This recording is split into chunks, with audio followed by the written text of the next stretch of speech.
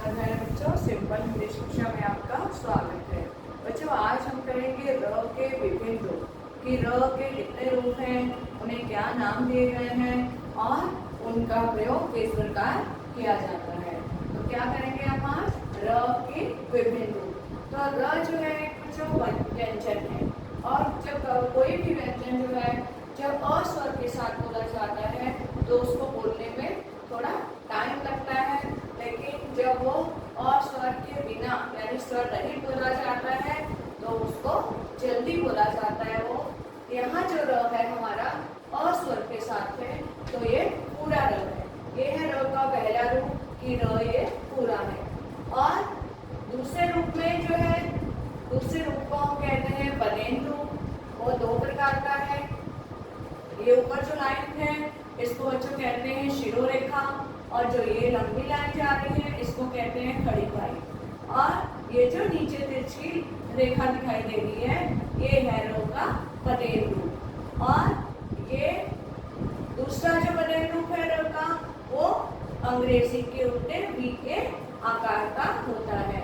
और इन दोनों रूपों में जो है र हमें पूर्ण रूप से होता है, लेकिन जो चौथा रूप है र का वो उसको क्या कहते हैं हम रेफ। और रेफ जो है उसकी मात्रा शिरोरेखा के ऊपर सी के आकार की, इंग्लिश के सी के आकार की होती है। और ये रेफ जो है र का आधा, इसमें र जो है वो आधा होता है।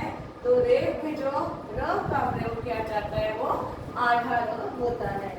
तो आइए इनका प्रयोग कैसे करते हैं देखते हैं। यदि र के बाद कोई स्वर आ जाए, यदि र के बाद कोई स्वर आ जाए री को छोड़कर, है ना, री भी स्वर है ऋषि वाला, लेकिन इसको छोड़कर तो र जो है पूरा ही लिखा जाता है। जैसे र आ स्वर जुड़ गया, र बिना अ स्वर के था यहाँ क्योंकि नीचे हल चिन्ह लगा है ना। तो र जो है बिना अ स्वर के था, यहाँ हमने स्वर लगा दिया तो ये क्या बन गया रा म बन गया। ऐसे ही र यहाँ बिना स्वर के है और यहाँ हमने अ लगा दिया, अ की मात्रा लगा दी तो ये क्या बन गया रैली। यहाँ र के साथ हमने ए लगा दिया तो ये क्या बन गया रे त, रेत बन गया। तो ये तो सिंपल आप लोगों ने जो देखा हुआ है वही है, सामान्य रूप है र का कि र के साथ कोई भी स्वर लगा दिया तो वो र पूरा हो जाएगा। और दूसरे रूप में हम बनेन रूपों के बारे में पढ़ेंगे कि यदि र से पहले वाला वर्ण आधा है, यदि र से पहले वाला वर्ण आधा है लेकिन र जो है वो खुद पूरा है तो र का रूप जो है बदल जाता है। तो तब क्या हो जाता है, तब र पहले वाले आधे वर्ण के नीचे तिरछी रेखा के, ठीक है, तिरछी रेखा के रूप में आ जाएगा। जैसे क में क आधा है ना, और र पूरा है तो क्या बन गया ये क्र, म क्रम बन गया, है ना। लेकिन यहाँ क्या है क जो है वो आधा है और र जो है वो पूरा है। यहाँ हमारा र पूरा था, है ना, क आधा था, लेकिन हम जब देखते हैं तो हमको क्या लगता है कि क जो है वो पूरा है और र आधा है, लेकिन ऐसा नहीं होता। क जो है वो आधा होता है और र पूरा। ऐसे ही प्रकार में क्या है क आधा है लेकिन र पूरा है तो क्या बन गया प्र। क जो आधा अक्षर है उसके साथ र जुड़ जाता है। क्या पढ़ा हमने, जो पहला वर्ण आधा हो र जो पूरा होता है तो वो बदलकर क्या हो जाता है आधे वर्ण के नीचे तिरछी रेखा के रूप में लग जाता है। देखो क्रम में भी तिरछी रेखा के रूप में र लग गया, है ना, प्रकार में भी। और आगे न म और र, नम्र, म आधा है र पूरा ऊपर नीचे तिरछी रेखा के रूप में लग गया।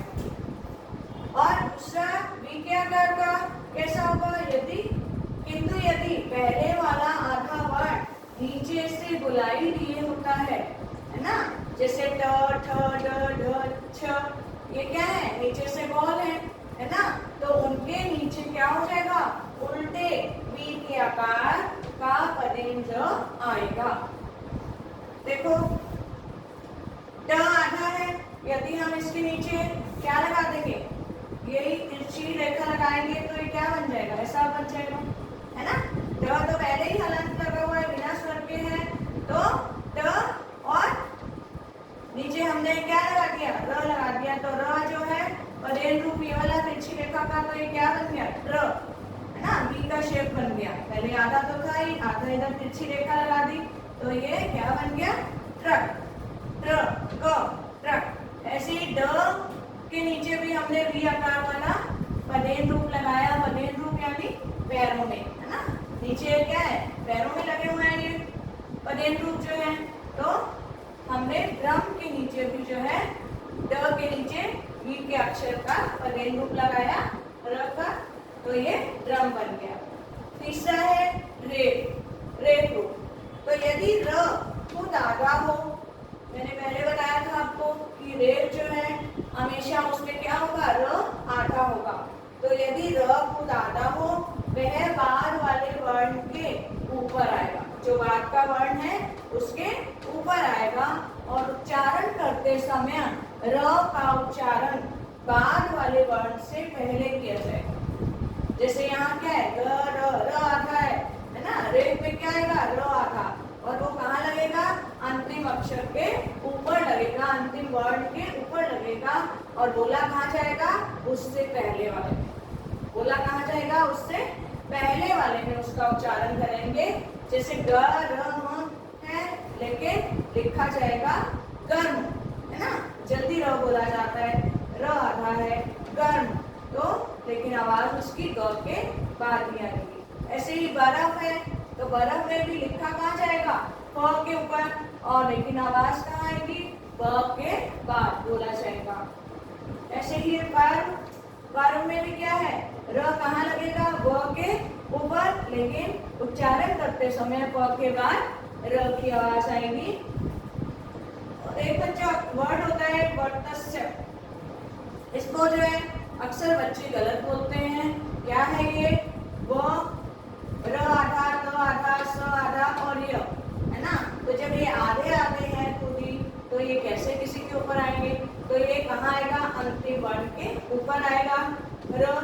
तो ये बोला कैसे जाएगा, वर्तस्य, कैसे बोला जाएगा, वर्तस्य, लेकिन लिखने में ये क्या आएगा, य के ऊपर आएगा। इधर तीनों के साथ र नहीं लगेगा, पूरे वर्ण के साथ जो खड़ी बाई है उसके ऊपर ही आता है। और अंतिम हमारा क्या है नियम, कि र के साथ री अथवा री की मात्रा, है ना, सी के आकार की जो नीचे लगती है, का प्रयोग नहीं होता।